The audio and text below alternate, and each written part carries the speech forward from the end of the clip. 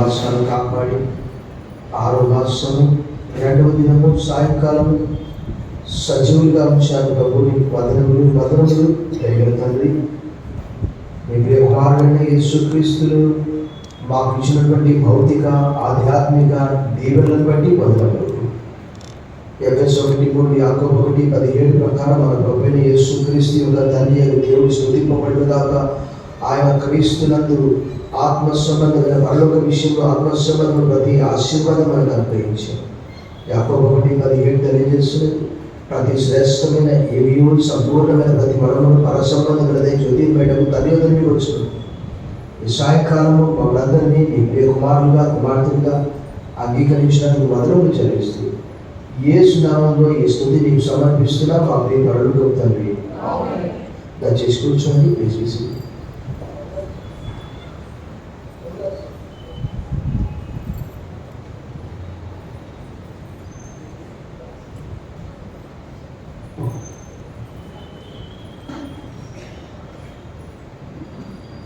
ప్రభునందు మిక్కిలి ప్రియులారా, మీ అందరి క్షేమమని తలస్తూ మీ అందరి వరకు ప్రార్థిస్తున్నాము. సాయంకాలం శుభములు. Welcome to this United service. Greet you all in the name of our Lord and saviour Jesus Christ. ప్రభువు రక్షకుడైన క్రీస్తు ప్రభు అని ఉన్నతమైన మహోన్నతమైన నామంలో మీ అందరికి శుభములు కలుగుగాక. లేఖన భాగంలో చదువుకున్న మనము మరి నేను అనుకుంటున్నాను వాట్ టు షేర్ టుడే. ఈ అంత్య దినాల్లో మనం చూస్తూ ఉన్నాము. బహుశా మీరు ఐక్యారాధనకు 10 సంవత్సరాల నుంచి వస్తూ ఉండవచ్చు, 15 సంవత్సరాల నుంచి వస్తూ ఉండవచ్చు. ఈ దినము ఆ ప్రియ సహోదరి ముందుకొచ్చి ప్రార్థన చేస్తూ తన హృదయంలో ఉన్నటువంటి బాధ అంతా కూడా పాట పాడాలని తనకున్నది, కానీ పాడలేకపోతుంది. కారణాలు అనేకమైనటువంటి. అలాంటి వారు అనేకమంది ఉన్నారు. How long we will be sitting like this? ఎంతకాలం మనం ఇలా కూర్చుంటాము? ప్రార్థన అంటే అందరూ జనరల్గా చెప్తే ఎవరు చేయట్లేదు. బైబిల్ రీడింగ్ అంటే వరప్రసాదే చదవాలి, మరొక సహోదరే చదవాలి, ఇంకొక సహోదరే చదవాలి.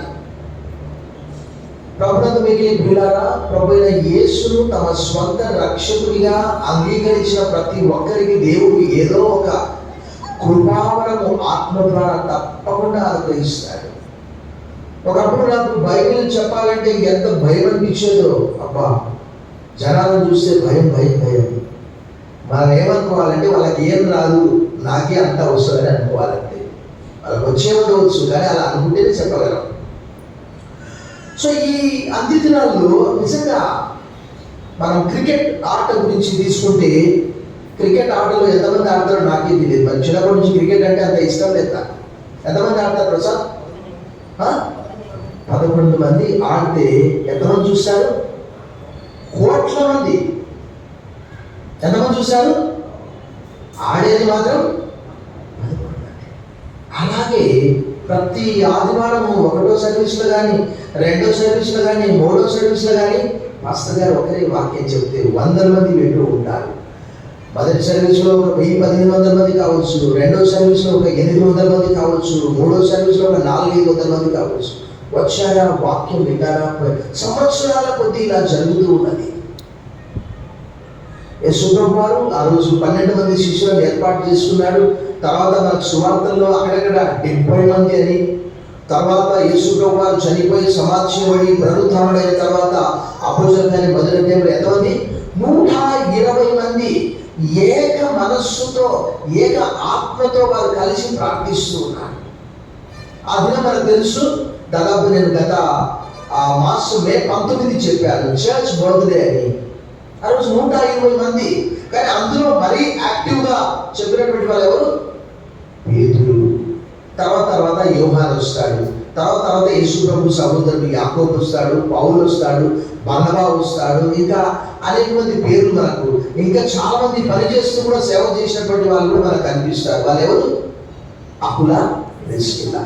అసలు యాక్చువల్గా ఫస్ట్ అకులా, ప్రిస్కిల్లా అని పరిశుద్ధాత్మ దేవుడు రాయించి తర్వాత ఏమొస్తుంది అక్కడ? ప్రిస్కిల్లా, అకులాగా వస్తుంది. చూడండి, ఆమె ముందుకు వెళ్ళిపోయింది. అంటే భర్త అసూయపడాలా? ప్రభు ఎవరిని ఎక్కడ వాడుకోవాలో కేవలం పురుషులను మాత్రమే కాదు. న్యాయాధిపతుల గ్రంథము 5వ అధ్యాయంలో ఇశ్రాయేలందరినీ కూడా దెబోరా ఎవరు పిలువబడ్డదామే? తల్లిగా పిలువబడ్డది. న్యాయాధిపతి మాత్రమే కాదు. ఒక దెబోరా, ఒక బారాకు వారు పాట పాడారు. వాళ్ళు ఈరోజు కూడా మనకు ఇవ్వబడినటువంటి తలాంతులు నిజంగా నదుల నీళ్ళన్నీ సముద్రంలో కలిసిపోతే ఉప్పు నీరుగా మారిపోతున్నాయి. మన శక్తి, మన బలము, మన టాలెంట్, మన డబ్బు, మన సమయము దేవుడి వరకు వినియోగిస్తే, మేము రాత్రి 10:30 కూడా వాకింగ్ చేసే సమయంలో అక్కడ అపార్ట్మెంట్లో ఉండే ఒక వాచ్మెన్ కేవలం రాత్రిపూట రాత్రి 7కి వచ్చి ఉదయం 7కి వెళ్ళిపోతాడు. అంటే మీరు అనుకోవచ్చు, నీ పాస్టర్ కాబట్టి నీ డ్యూటీ అదే అని. కానీ బైబిల్లో ఎక్కడైనా అలా రాయబడిందా? పాస్టర్సే సువార్త చేసినట్టు? ఎంతమంది ట్రైనింగ్ చేసినటువంటి వాళ్ళు ఉన్నారు చెప్పండి? నోటికో కోటికో ఒక్కరు. నాకు రాత్రి ఒక సహోదరుడు కనిపించాడు. అతను బంగారం వ్యాపారం చేస్తాడు. మరి మీలో చాలా మంది కూడా పేరు తెలిసి ఉంటుంది. మూలాపేటలో ఆయన పేరు చేశానని చెప్పాడు. ఆయన ఉపాధ్యాయుడిగా పనిచేస్తూ ఆ ఉద్యోగానికి విరమించి పరిచయకు వచ్చాడట చాలా కాలం క్రితం. నాకు తెలియదు, ఎందుకంటే నేను ఏమి కొత్త. సరే, ఎవరైనా ఉద్యోగం లేకపోతే ఏమనుకుంటారు? దేవుడా నాయన నాకు ఒక మంచి ఉద్యోగం దయచి, అప్పుడు నాకు చేతి నిండా ఏముంటుంది? డబ్బు ఉంటుంది. 4 రోజులు 30 రోజులు తిరిగే వరకు ఆ బ్యాంకులో బ్యాలెన్స్ కనిపిస్తుంది. నాకు తెలియదు, బహుశా మీకు తెలిసి ఉండవచ్చు. ఇక్కడ ఉన్న చాలా మందికి ఆయన ఉద్యోగానికి రాజీనామా చేసి ఆయన పరిచయం వచ్చాడట. అది నిజంగా నాకు ఆశ్చర్యం అనిపిస్తుంది. అప్పుడు ఉన్నారు, ఇప్పుడు కూడా ఉన్నారు చాలా మంది. ప్రభువును మిగిలి పిల్లారా, నదుల నీళ్ళన్నీ ఎలా అయితే సముద్రంలో కలిసిపోతే ఉప్పునీరుగా మారిపోతున్నాయో, మనలో అనేక మందికి అనేకమైనటువంటి తలాంతులు దేవుడు మనకి ఇచ్చాడు. కొంతమందికి పుట్టుకతో వస్తాయి. వాయిద్యాలు వాయించేది కావచ్చు, పాటలు పాడేది కావచ్చు. కానీ కొంతమంది సినిమాలకు పాడతారు. ఈ మధ్యలో నేను విన్నాను, ఎవరంటే ఆయన వేరే సువార్త గాయకుడు ఫిలిప్ చెప్పాడట. ఆయన ఇంతకుముందు సినిమాలకు వాయించేదట, సినిమాలకు పాటలు పాడేదట. కానీ ఆయన ఒకే మాట చెప్పాడు, నా స్వరము, నా తలాంతు నేను దేవునికే ఇచ్చాను. ఇక మీద సినిమా పాటలు పాడను, సినిమాకు మ్యూజిక్ వాయించను. చప్పట్లు పెట్టి మన దేవుని బయలుపరుస్తాం. నిజంగా ఈరోజు ఎంతమంది ఫుల్ టైం ట్రైనింగ్ చేయాలంటే, నాకు ఇప్పుడు MTS వెళ్ళాలని ఉంది, కానీ 2 సంవత్సరాలు 2 లక్షలు కావాలి. ఆ 2 సంవత్సరాలు నేను అక్కడ చదివే సమయంలో మరలా కుటుంబ పోషణ చూసుకోవాలి. చదివిన చదువు చాలా 7 సంవత్సరాలు అని నాకు అనిపిస్తుంది. ప్రభుత్వం మీకు పిల్లారా, మన జీవితం అంతా యూట్యూబ్ చూసుకుంటూ ఉండడమేనా? వాట్సాప్లో చాటింగ్ చేయడమేనా? నిజంగా దేవుని వాక్యం ఏమని తెలియజేస్తున్నది? కొరింథీయులకు రాసిన 2వ పత్రిక 5:10 ప్రకారం మనము చేసిన ప్రతి దానికి చూడండి, 2:5-10 ఏమంటాడు? 5వ అధ్యాయం 10వ వచనం, 2వ కొరింథీ. ఎందుకనగా తాను జరిగించిన క్రియల చొప్పున, అవి మంచివైనా సరే చెడ్డమైనా సరే, దేవునితో జరిగించిన వాటి ఫలమును ప్రతి వాడు పొందినట్లు మనమందరము క్రీస్తు న్యాయపీఠం వద్ద. అప్పుడు ఏం చెప్తావు నీవు? నేనేం చెప్పాలి? నేను చెప్పున్నా, ప్రభా నేను యూట్యూబ్ చూసుకుంటూ ఉన్నాను, నాకు డైలీ 2 GB డాటా వస్తుంది, 2 సినిమాలు డౌన్లోడ్ చేసుకున్నాను ప్రభా. ఇది దేవుని వాక్య ప్రకారం నేను చెప్తూ ఉన్నాను. ఏమని రాయబడింది అక్కడ? సంఘము క్షేమాభివృద్ధి చెందడానికి దేవుడు కొంతమందిని అపోస్తలులుగా, కొంతమందిని సువార్తికులుగా, కొంతమందిని ఉపదేశకులుగా, కొంతమందిని కాపరులుగా దేవుడే నియమించాడు. మొట్టమొదట సంఘానికి శిరస్సు ఎవరు? క్రీస్తు. ఎఫెసు 1:22, కొలస్సీ 1:18. తర్వాత దేవుడు సంఘానికి ఒక నాయకులను ఇచ్చాడు. తిమోతికి రాసిన మొదటి పత్రిక 3వ అధ్యాయం 1-7 వచనాల్లో సంఘ అధ్యక్షులు ఎలా ఉండాలి, తర్వాత 8 నుంచి పరిచారకులు ఎలా ఉండాలి, ఆడవాళ్ళు మగవాళ్ళు. తర్వాత యేసు ప్రభువు వారు ఇవి మనందరికీ కూడా బహుమానంగా ఇస్తున్నాడు, ఉచితంగా ఇస్తున్నాడు. ఆయన రక్తం ఇచ్చి కల్వరి సిలువలో మనందరికీ ఆ వరాలను ఇచ్చాడు. ఎవరైనా మనకు గిఫ్ట్స్ ఇస్తే, సపోజ్ అనుకుందాం, నా కుమారుడు నా కొరకు ఒక మంచి షర్ట్ పంపించాడు అనుకో, ఉదాహరణ చెప్తున్నాను. ఫోన్ చేస్తాడు, డాడీ నేను ఇచ్చిన షర్ట్ చర్చకి వేసుకున్నావా? డాడీకి ఎంతో గిఫ్ట్గా, అంటే డాడీ ఈ షర్ట్ వేసుకుంటే సండే రోజు బాగుంటుంది, చాలా హుందాగా ఉంటుంది, చాలా చక్కగా కనిపిస్తాడు అని పంపించాడు అనుకోండి. నిజంగా నా కొడుకు అయితే నాకేం పంపించలేదు, ఉదాహరణ చెప్తున్నాను.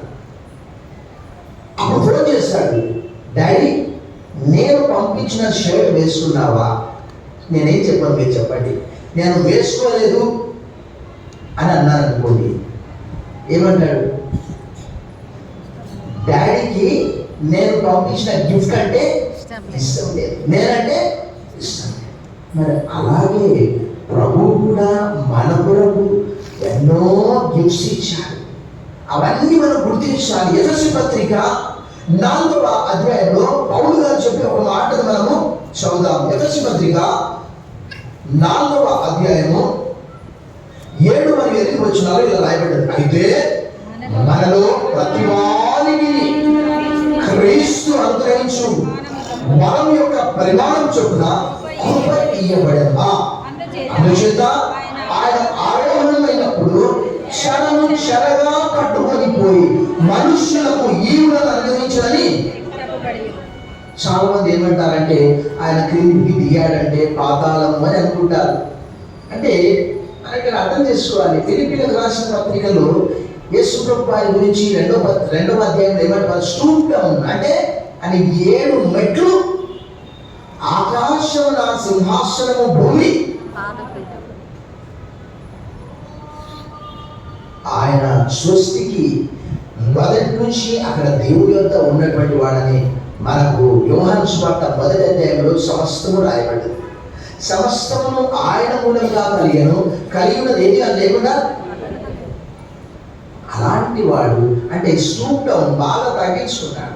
రాజు చాలా సందర్భాలు చెప్పారు, రాజుకు అసలు చీపురు పట్టుకోవడం తెలుసా?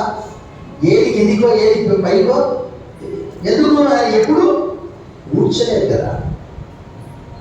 అలాగే యేసుక్రీస్తు వారు మానవ స్వరూపము దాల్చడమే the word became flesh and lived among us అని ఆంగ్లంలో రాయబడ్డది. ఓ కలాం ముజాసిర్ హోకే అప్నే దర్మియా జియా అని ఉర్దూలో రాయబడ్డది. ఆ వాక్యము శరీరధారి కృపాసత్య సంపూర్ణంగా మన మధ్య, అంటే ఆ దేవాది దేవుడు మానవునిగా, అది మరీ ముఖ్యంగా ఒక పేద కుటుంబంలో, మనందరికీ తెలుసు ఆ పుట్టుక గురించి. అక్కడ పుడితే ఎవరు కూడా ఆయన దర్శించలేరు. కేవలం దర్శించిన వాళ్ళు ఎవరు? ప్రపంచమంతా రావాలి, కానీ ఎవరు వచ్చారు? కేవలం జ్ఞానులు వచ్చారు, గుళ్ళలు వచ్చారు. వాళ్ళందరికీ వాక్యం తెలుసు. ఎక్కడ పుడతాడయా మెస్సయ్య అంటే పలానా చోట బెత్లెహేంలా చదివారు, కానీ వెళ్ళారా? తిరస్కరించబడ్డ మెస్సియా. అందుకే ఆయన స్టూప్ డౌన్ అన్నమాట. అంటే క్రిందికి దిగను అంటే చాలా మంది పాతాళానికి వెళ్ళారు అని అనుకుంటారు. అది కానే కాదు. 16వ కీర్తనలో నీ పరిశుద్ధుని కుళ్ళుపడ్డని బోధిని ఆయన ఆ ఈవులన్నీ కూడా మనకి ఇస్తూ ఉన్నాడంటే పౌలు ఎక్కడి నుంచి దీన్ని తీసుకుంటున్నాడంటే, మనం ఒకసారి కీర్తనల గ్రంథంలో నుంచి 68వ కీర్తనలో కొన్ని విషయాలు మనం చూసాం. 68:18 చూసాం. మొట్టమొదటిగా 68:18 చూసాం. అక్కడ ఏమని రాయబడ్డదంటే చూడండి, నీవు ఆరోహణమైతివి, పట్టబడిన వారిని చెరపట్టుకొని పోతివి, మనుషుల చేత నీవు కానుకలు తీసుకొని ఉన్నావు. యెహోవా అను దేవుడు అక్కడ నివసించినట్లు విశ్వాసఘాతకుల చేత సైతం నీవు కానుకలు. అంటే ఈ కీర్తన గ్రంథంలో నుంచి అద్భుతమైనటువంటి విషయాలను మనం నేర్చుకుంటాం. ఎందుకు అని అంటే, ఇందాక నేను చెప్పాను, పాత నిబంధన గ్రంథంలో ఒక స్త్రీ గురించి నేను చెప్పాను. ఎవరనే? దెబోరా అని చెప్పారు. దెబోరా యొక్క పాట మనం చూసాం న్యాయాధిపతుల గ్రంథం 5వ అధ్యాయంలో. ఆమె ఏమని పాట పాడుతూ ఉన్నది మనం చూసాం ఒకసారి. న్యాయాధిపతుల గ్రంథం అంటే యెహోషువ తర్వాత మనకు వస్తుంది. 5వ అధ్యాయంలో చూడండి, అక్కడ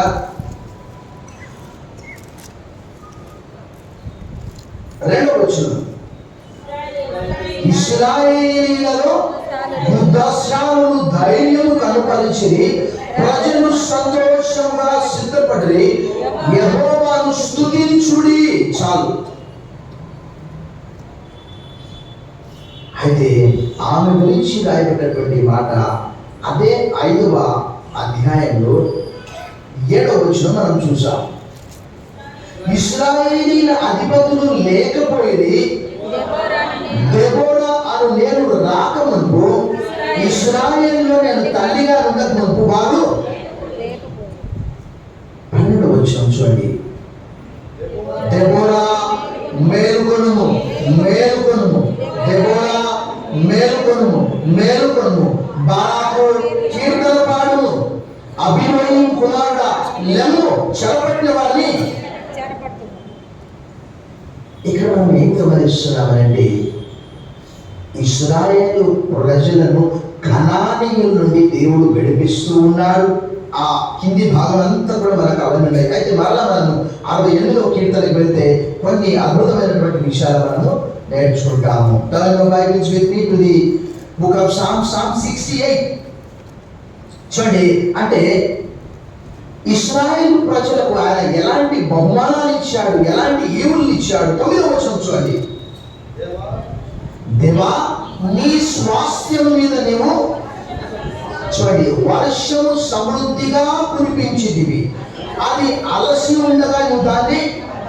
అంతకంటే ముందుగా మనం 6వ వచనం కూడా చూసాం, మానవులకు ఇచ్చే వారిని ఎలా విడిపిస్తున్నాడు ఆయన. దేవుడు ఏకాంగులను సంసారులుగా చేయవాడు, ఆయన బంధింపబడిన వారిని విడిపించి వారిని వర్ధిల్ల చేయవాడు. విశ్వాసఘాతకులు నిర్జన దేశంలో దేవుడు మానవులకు ఎన్నో బహుమానాలు ఇచ్చాడు. ఇందాక నేను చెప్పినట్టు మన బలమంతా, మన శక్తి అని మన ఎవరంతా పొందుతున్నది. నిజంగా ఈ మన బలము ప్రభు కొరకు వాడితే, ఈ మన శక్తి, ఈ నా సమయం రాత్రి 10:30 కూడా 11 గంటలకు కూడా ఒకరోజు మా ఇంటి దగ్గర షాప్స్ ఉన్నాయి, కొన్ని చిన్న చిన్న షాప్స్.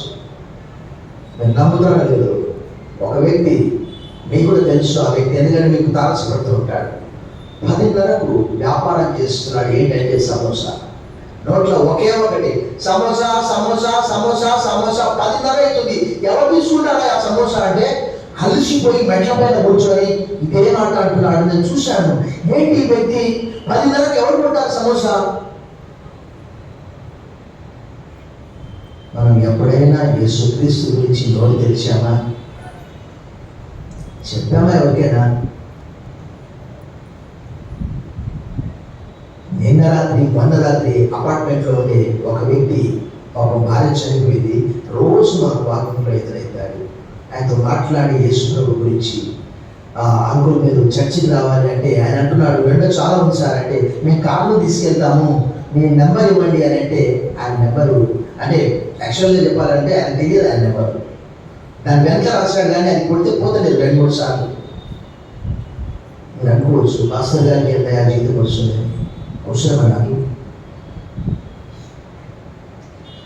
సో ఇక్కడ 68వ కీర్తనలో మరికొన్ని వచనాలు మనం చూసాము. చూడండి, ఇక్కడ మనం 11వ వచనం కూడా చాలా ఫేమస్. అది ప్రభువు మాట సెలవిస్తున్నాడు, దాన్ని ప్రకటించు స్త్రీలు. ఇందాక మనం చూసాము, ఆ న్యాయాధిపతి, ఆ దెబోరా చూసాము, ఆ బారాక్ చూసాము. వారి పేర్లు విశ్వాస వీరుల పట్టికలు కూడా ఉన్నాయి. మనం ఏం చేయకపోతే మనం ఎవరు గుర్తు చేసుకోరు, ప్రభు కూడా గుర్తు చేసుకోరు. సంఘ పితరులు అపోస్తలుల తర్వాత ఎలా అనుకున్నాము, కానీ దేవుడు అద్భుతంగా సంఘ పితరులు అంటే చాలా మంది తెలియదు. Irenaeus, Tertullian, Jerome, Ignatius, saint Augustine. బహుశా మీరు ఎప్పుడు ఈ పేర్లు వినకపోవచ్చు. కారణం ఏంటంటే నేను బిజీగా ఎక్కువ పాపం చాలా బిజీగా ఉంటారు కదా. వారు సంఘములో అనేకమైన పుట్టగొడుగులు, అంటే తప్పుడు సిద్ధాంతాలను ఖండించడానికి వారు చేసినటువంటి మహాప్రయాస. ముఖ్యంగా జెరోమ్ యొక్క పరిచర్య ఏంటి తెలుసా? తెలుసుకోండి. 4వ శతాబ్దంలో హీబ్రూ, గ్రీకు భాషల్లో ఉన్నటువంటి బైబిల్ను లాటిన్ భాషలోకి తర్జుమా చేశాడు 4వ శతాబ్దంలో. దాదాపుగా ప్రపంచమంతా 1000 సంవత్సరాలు ఆయన బైబిల్ను చదివారు. చప్పట్లు పెట్టి మన దేవుని వైపు. అంటే 4 + 1000 ఎంత అవుతుంది చెప్పండి? 1400 సంవత్సరాలు చెప్పొచ్చుగా. అప్పుడు విలియం టిండేల్ అనే వ్యక్తి ఆ హీబ్రూ, గ్రీకులో ఉన్నటువంటి ఆ బైబిల్ను కాస్త ఇంగ్లీష్లోకి తర్జుమా చేశాడు. తర్జుమా చేస్తే యూకే, లండన్ రాజు ఏం చేశాడు? దేశద్రోహి అని చెప్పేశాడు, బైబిల్ కాల్చేశాడు. తర్వాత వచ్చినటువంటి ఒక రాజు ఆ బైబిల్ను అచ్చు వేయించాడు. అందువరకే ఆ బైబిల్కి ఏమని పేరు వచ్చింది తెలుసా? King James version. చెప్పబడి మన దేవుడు అయితే వర్షం ఇప్పటికీ ఉంది కదా. తెలిసిన చాలా మంది కేజీబీ అంటారు, ఇప్పుడు ఇంకా న్యూ కేజీబీ అని కూడా అంటారు. ప్రభునందు మికిలి ప్రియులారా, మన యవ్వనము, మన తలాంతులు, చాలా మంది అనుకుంటారు ఫుల్ టైం పాస్టర్స్ చాలా తక్కువ, క్లర్జీస్ ఓన్లీ లే పీపుల్, ఆడవాళ్ళు మగవాళ్ళు ప్రపంచంలో అంతా లేసే. లే అంటే ఏంటంటే ఫుల్ టైం కాకుండా పని చేస్తూ కూడా ఉంది కదా. ఒకటి లేమ్యాన్స్ ఇవాంజలికల్ ఫెలోషిప్, LEF. ఆ చర్చిలో ఉద్యోగం చేసేవాళ్ళు ఒక టీచర్. నువ్వు టీచర్ అయితే సండే స్కూల్లో పాఠాలు చెప్పు, యూత్ మీటింగ్ తీసుకో, అక్కడ యాక్టివ్గా ఉంటారు. ఎప్పుడు హాలిడే వస్తుంది, ఎక్కడ వెళ్దామని చూస్తారు. ప్రభు వరకు ఎవరు పని చేయాలి? ప్రభు ఏమన్నాడు? మనందరికీ తెలుసు. మత్తయి సువార్త 9వ అధ్యాయంలో ఆ జన సమూహాలను చూసి ఆయన ఏమన్నాడు? 9వ అధ్యాయం చివరి వచనంలో మనకు అది ఫేమస్. అది ఆయన ఆ జన సమూహములను చూసి వారు కాపరి లేని గొర్రెల వలె వెసికి చెదరి ఉన్నందున, ఆ 9వ అధ్యాయంలో 30వ వచనంలో రాయబడ్డది అన్నమాట. ఆయన సమూహములను చూసి వారు కాపరి లేని గొర్రెల వలె వెసికి చెదరి ఉన్నందున వారి మీద కనికరపడి, కోత విస్తారమే కానీ కొద్దిగా ఉన్నారు కనుక తన కోతకు పనివారిని పంపుమని కోత యజమాని వేడుకున్నాడని తన శిష్యులతో. ఆ రోజు అనేక మంది ప్రభువు వెంబడించినటువంటి వారు మనందరికి తెలుసు. ఎందాకనే చెప్పుకున్నాం, టెంట్లు కుడుతూ కూడా పరిచయం చేసిన వాళ్ళు ఉన్నారు. వారెవరంటే ఆకుల ప్రెస్టులా. పౌలు గారు కూడా అదే పని చేశారు. కానీ మన దేశంలో ఏంటి అని అంటే జనాభా ఎక్కువ కాబట్టి ఇంకా మన దేశ సాంప్రదాయం అలా లేదు. పని చేస్తూ పరిచయం చేస్తే ఏమంటారంటే ఆటో డ్రైవర్ అంటారు, పాస్టర్ అంటారు, అంతే, ఇంకా బ్రాండ్ అనమాట. కానీ అదే అమెరికా దేశంలో అయితే చుట్టం పెయింట్ వేసి అక్కడ డబ్బులు సంపాదించి ఒక మిషనరీ, ఆయన పేరు టెక్ ఫాస్ట్. అమెరికాలో చాలా లావైన, అసలు ఆయన చున్నం ఎలా వేసాడో నాకే తెలియదు. హెవీ వెయిట్ ఛాంపియన్ ఆయన, 150-200 కిలోలు ఉంటాడు. ఆయన పెయింట్ వేసి ఆ వచ్చినటువంటి డబ్బులతో బైబిల్ కాలేజ్లో పని వాళ్ళ కొరకు క్వార్టర్స్ కట్టించాడు. ఎప్పుడు అంటే దాదాపు ఒక 40 సంవత్సరాల క్రితం. దాని ఖరీదు ఎంత అంటే 30,000 రూపాయలు. 10 క్వార్టర్స్ కట్టించారు. ఒక క్వార్టర్ కట్టించడానికి కేవలం ఆ దినాల్లో 3,000 రూపాయలు అయింది. ఇప్పటికీ అవి బహుశా అలాగే ఉన్నాయి. ప్రభునందు మిక్కిలి ప్రియులారా, ఆ రోజు కొరింథీ సంఘంలో కూడా పౌలు అదే మాట చెప్తూ ఉన్నాడు. మరి ఈరోజు ఆ రోజు కొరింథీ సంఘంతో చెప్పాడు, ఈరోజు మనకు చెప్తున్నాడు. మనం ఏ స్థితిలో ఉన్నప్పటికీ, మనం టీచర్లమా, వ్యాపారస్తులమా, అనేక మంది వచ్చారా, పోయారా, గాలి వేశారా అంటే అంతే. ఇక ఒక దినం నేను అటు షాప్కి వెళ్ళాను, పాపులర్ షూ మార్ట్ ట్రంక్ రోడ్లో. అక్కడ ఏదో షూస్ కొనడానికి లేదా చెప్పు కొనడానికి పాస్టమ్మ వెళ్ళింది. సో అక్కడ లేవు. అక్కడి నుంచి వేరే షాప్కి వెళ్ళింది. నేను అక్కడే కూర్చున్నాను, బయట చదువుకుంటూ కూర్చున్నాను. అక్కడ ఎవరో చూసి పాస్టర్ గారు అని చెప్పి ఆ మేనేజర్కి చెప్తూ ఉన్నాను. మేనేజర్ వచ్చి, సార్ మీరు పాస్టర్ గారు అంటే ఎస్ సార్. ఆయనకు సువార్త చెప్పి నా టెస్ట్ మనీ ఇచ్చారు. ఆయన అంటున్నాడు, దేవుడు నాకు ఎంతో మేలు చేశాడు సార్, కానీ నేను ఇంకా బ్యాప్టిజం తీసుకోలేదు. దేవుడు నా కొరకు అది చేశాడు, ఇది చేశాడు. దేవుడు నీ కొరకు ఎన్నో చేశాడు. కలవరి శిలువలో ఆయన చనిపోయి సమాజపడి తిరిగి లేవబడి ఆ రక్తం ఇచ్చి నేను కొన్నాడు. కొరింథీయులకు రాసిన మొదటి పత్రిక 6:19-20 ప్రకారం మీరు వెలపెట్టి కొనబడ్డవారు అని అక్కడ రాయబడ్డది. కొరింథీయులకు రాసిన మొదటి పత్రిక 7:23 కానీ, కొరింథీయులకు రాసిన మొదటి పత్రిక 6:20 కానీ.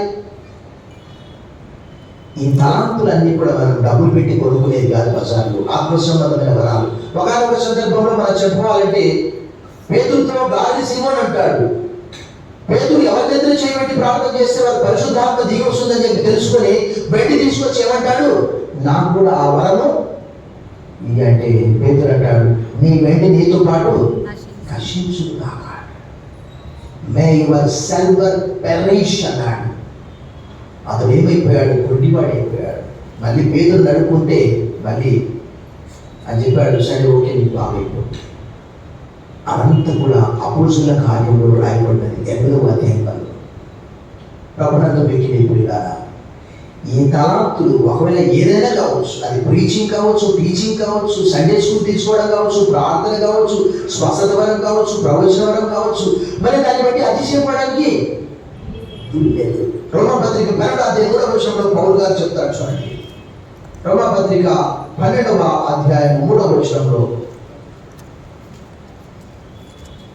అక్కడ చాలా తను తాను ఎంచుకొనదగిన దానికంటే ఎక్కువగా ఎంచుకొనక దేవుడు ఒక్కొక్కరికి విభజించి ఇచ్చిన విశ్వాస పరిమాణ ప్రకారం తాను స్వస్థ బుద్ధి గలవారంటకై తగిన రీతిగా ఎంచుకోవాలని నాకు అనుగ్రహింపబడిన కృపను బట్టి మీలో ఉన్న ప్రతి వారితో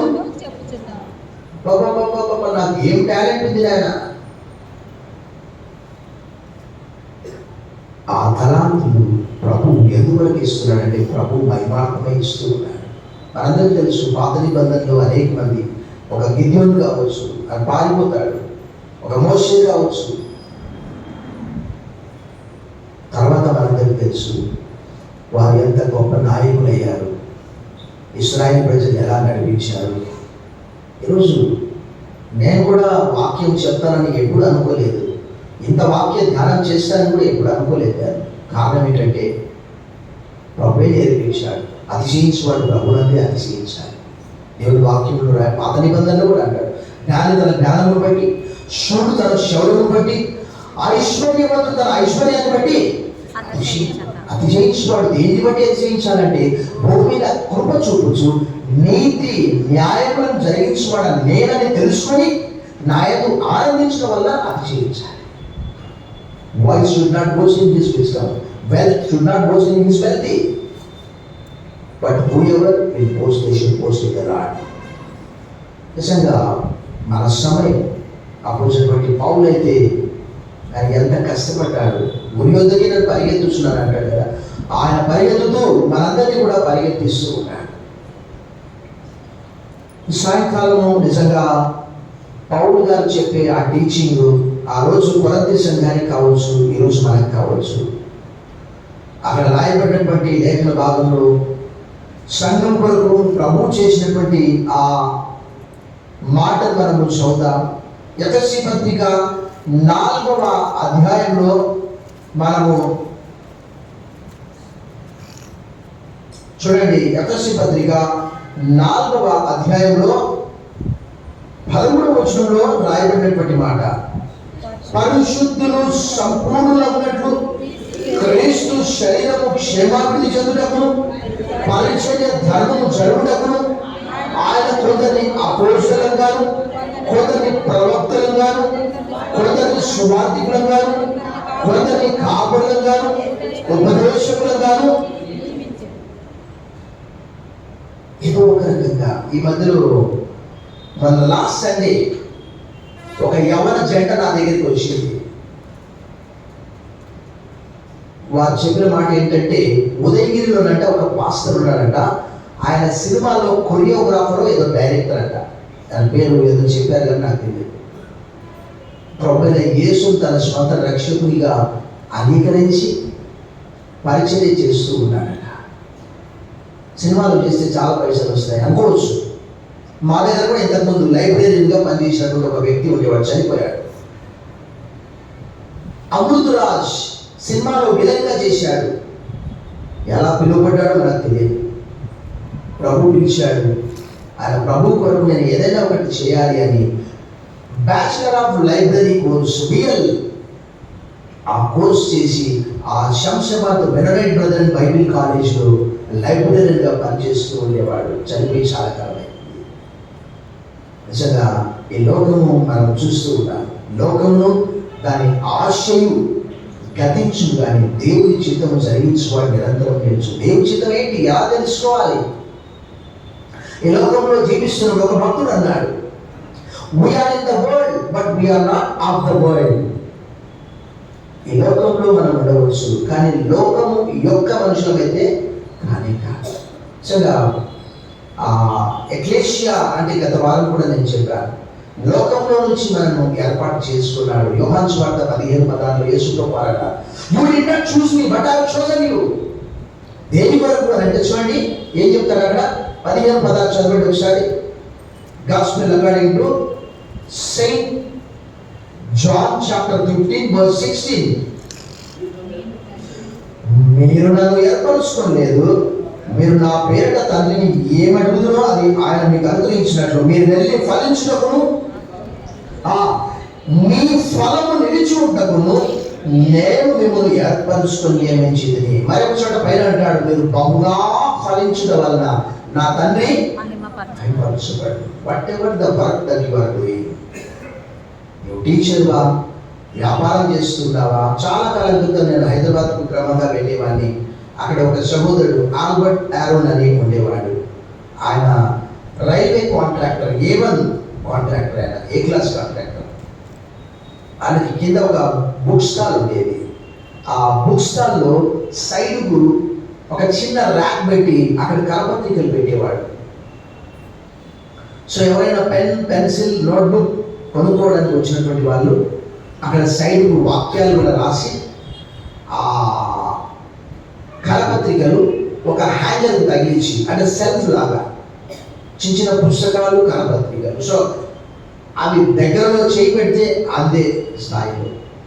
అంటే అది కూడా ఒక పరిచయం. ఎందుకంటే మన క్రిస్టియన్ అని తెలిసి ఏమనుకుంటారు, చాలా మంది వస్తారు చర్చికి, కానీ అక్కడ ఏం పెడతారు తెలుసా, ఎక్కడ నేను క్రైస్తవుని తెలుసుకుంటే నా వ్యాపారం పాడైపోద్దు అని అక్కడ ఏదో వాళ్ళ విగ్రహాల ఫోటో పెడతారు. నిజంగా యేసుప్రభువు వారు ఏమన్నారు మత్తయి సువార్త 10వ భూమి మీద ఎవరైతే నన్ను అంగీకరిస్తారో పరలోకంలో తండ్రి ఎదుట దూతల ఎదుట వారిని నేను అంగీకరిస్తాను. భూమి మీద ఎవరైతే నా గురించి సిగ్గుపడతారో, చదవండి అన్నమాట, నేను చెప్పడం కాదు, యేసుప్రభువు చెప్పిన మాట అది.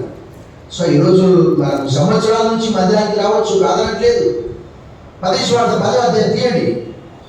ప్రభు ఏం చెప్పాడు, మనుషుల ఎదుట నన్ను ఒప్పుకొని వాడేవాడు.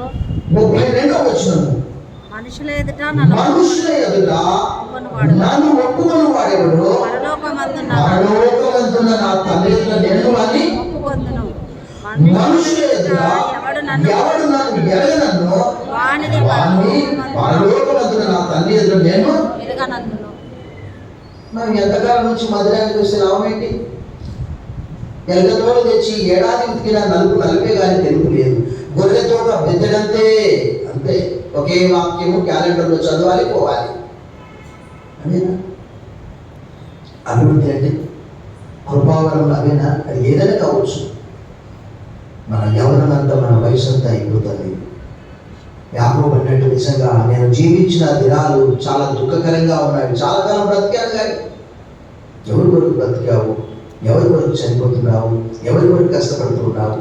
నేను వేగోనే లేచి చాలా రాత్రి అయిన తర్వాత కష్టాతీతమైన ఆహారం తించుంటా, తన ప్రియుల్ని ఎదిరించుగా ఆయన వారికి ఇచ్చున్నాడు. నెమ్మది లేకుండా విస్తారమైన ధనం ఉండకండి, యెహోవా యందు భయభక్తులు కలిగి కొంచెం ఉంటే చాలంటున్నాడు. నీతిమంతుని కలిగిన కొంచెమైన బహుమంది భక్తి వీళ్ళకున్న ధనం కంటే శ్రేష్టమని కీర్తన కాడన్నాడు. మన భవిష్యత్తు గురించి ఆందోళన, భవిష్యత్తు గురించిన చింతన, పిల్లల గురించిన చింతన, ఉద్యోగం గురించిన నా సమస్యలు నాకు చాలా ఉన్నాయి సార్, నేను ప్రభు కొరకు ఏం పని చేయగలను?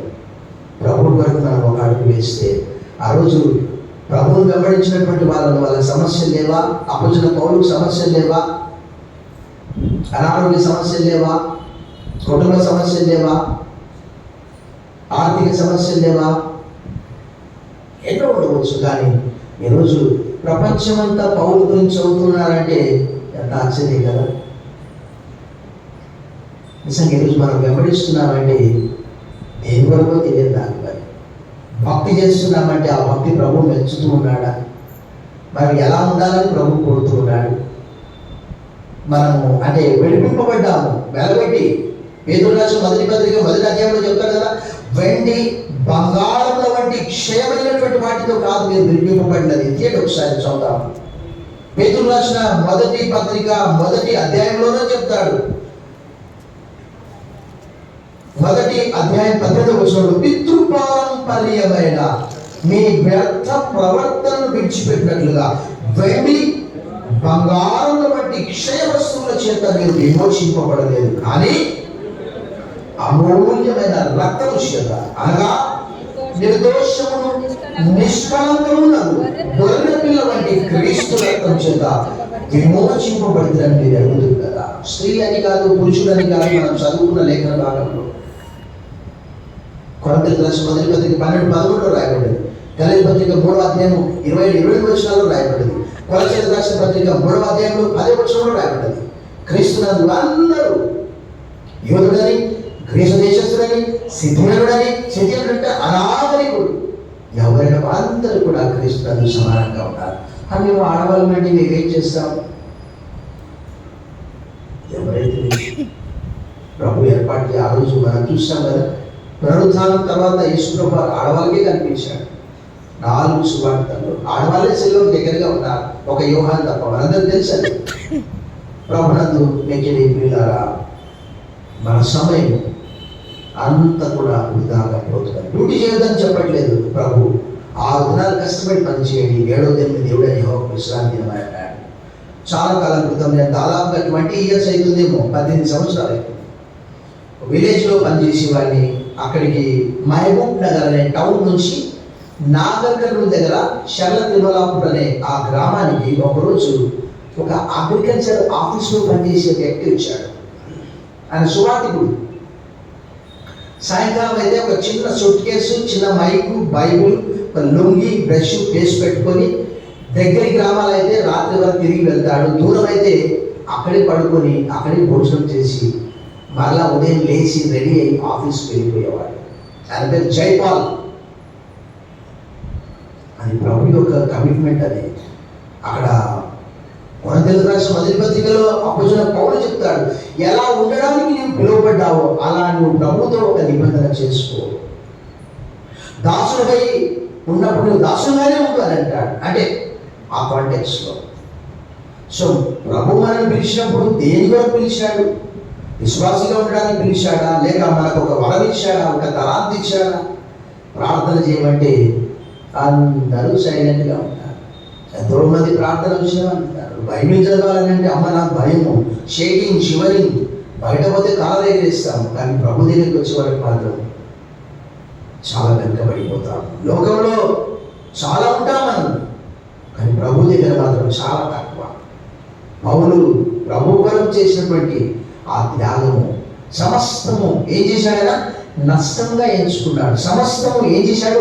పెంటకుప్పతో సమానంగా ఎంచుకున్నాడు. ఆయన జ్ఞానానంతా దేవుడు కొరకు పాడాడు. డిఎల్ మూడి గారు, జొనాథన్ ఎడ్వర్డ్, బిల్లీ గ్రామ్ గారు కోట్ల మందికి సువార్తను చెప్పారు. ఈరోజు మనం ఒక్కరికి సువార్త చెప్పిన సందర్భం ఉన్నదా? ఎంతో మంది ఫ్రెండ్స్ ఉండవచ్చు నాకు, కానీ వారిని మనం ఎప్పుడైనా ఒక క్రిస్మస్ ఇన్వైట్ చేసామా? వారికి సువార్తను అందించామా? వారితో ప్రభు గురించి మాట్లాడామా? కొంతమంది అంటారు, మతం తీసుకొని రావద్దండి మా మధ్యలో. మతం ఎలా అవుతుంది? ప్రభు గురించి చెప్పడానికి ఎన్నో ఆటంకాలు. ఆ రోజు డిఎల్ మూడి గారు ఉన్నారు. పాపం ఆయనకు మంచి ఇంగ్లీష్ రాకపోయేది, కానీ ఒకరోజు ఒక ఆయన తప్పు పట్టాడు. ఆయన అన్నాడు, D L Moody, you are speaking lot of mistakes అంటే ఆయన అన్నాడు ఒకే ఒక మాట, నీకు వచ్చినటువంటి నీ ఇంగ్లీష్తో నీవు ఒకరికైనా సువార్త చెప్పావా? నా బట్ల ఇంగ్లీష్తో లక్షల మందికి చెప్పాను సువార్త. చెప్పండి కొంచెం మన దేవుడు. ఈ డిఎల్ మోడీ అంటే అమెరికా దేశంలో తెలియనటువంటి వాళ్ళు లేరు. మీరు గూగుల్లో కొడితే కూడా మీకు తెలుస్తుంది. ఆయన వ్యాపారం చేసుకునేవాడు, చెప్పుల వ్యాపారం. తర్వాత సండే స్కూల్ టీచర్గా అవతారం ఎత్తాడు. తర్వాత ప్రపంచ దేశాలన్నీ కూడా తిరిగాడు. D L Moody, Jonathan Edward, Billy Graham, Reinhard Bonnke, David Livingstone, Adoniram Judson, చాలా మందికి తెలియదు. బ్యాప్టిస్ట్ మిషనరీ, భారతదేశానికి కొత్తగా పెళ్లి చేసుకొని వచ్చాడు. అంతే, జస్ట్ 23 years old. మీకు కొడితే అదోనిరామ్ జడ్సన్ అంటే వెంటనే పేరు వస్తుంది. చాలా మంది అనుకుంటారు అదోనిరామ్ అంటే ఇది ఏమైనా హిందువుల పేరా అని అనుకుంటారు. బైబిల్ పేరు అది, అదోనిరామ్ ఉన్నది. ఆయన కలకత్తాకు వచ్చాడు. అప్పుడు ఈస్ట్ ఇండియా రూలింగ్ ఉన్నది. వారు అన్నారు, ఎందుకు వచ్చారు ఇక్కడికి? ఎందుకంటే అప్పుడు అంత వ్యాపారమే, సువార్త లేదు, వ్యాపారమే. Why did you come to India, go back అంటే పాపం అక్కడ మియన్మార్, అక్కడికి వెళ్ళడానికి ఓడ సిద్ధంగా ఉన్నది. కొత్తగా పెళ్లి చేసుకొని వచ్చాడు, భార్య తీసుకొని ఆ మియన్మార్కు వెళ్ళాడు. ఆయన అన్నాడు, ఆ మయన్మార్కు సంపూర్తిగా సువార్త చెప్పేంత వరకు నేను వెళ్ళిపోయేది లేదు. అక్కడే ఉన్నాడు, అక్కడే చనిపోయాడు. భార్య పిల్లలు అక్కడే చనిపోయారు. అక్కడే బర్మా దేశంలో మొత్తము సువార్త ప్రకటించేంత వరకు నేను వెళ్ళిపోయేది లేదు అని కంకణ కట్టుకున్నాడు. బర్మా భాషలో బైబిల్ తయారు చేశాడు, బర్మా భాషలో బైబిల్ తర్జుమా చేశాడు, బర్మా భాషలో డిక్షనరీ తయారు చేశాడు. అనేక సంవత్సరాలు చెరసాలలో ఉన్నాడు ఆయన. రోజు మనం ప్రభు కొరకు ఆదివారం ఆరాధనకు రావాలంటే ఈ చెమట తీసి ఇట్లా వేసి, ఒకవేళ తయారయ్యేటప్పుడు కరెంట్ పోతే అంతే. ఇంకా